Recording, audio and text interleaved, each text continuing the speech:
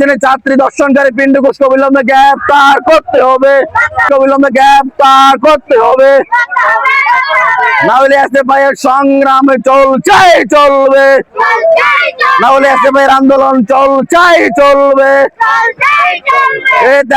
পিন্টু ঘোষকে অবিলম্বে গ্রেফতার করতে হবে, পিন্টু ঘোষকে অবিলম্বে গ্রেফতার করতে হবে।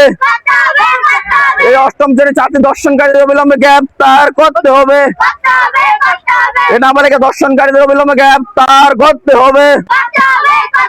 না হলে এসএফআই এর সংগ্রামে চলবে, না হলে এসএফআই এর আন্দোলন চলবে।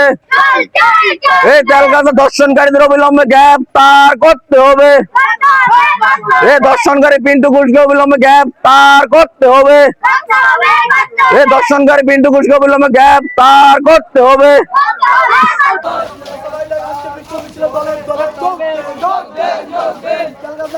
পিন্টু ঘোষকে এখনো গ্রেফতার করা হয়নি কেন? পুলিশ প্রশাসন জবাব দাও।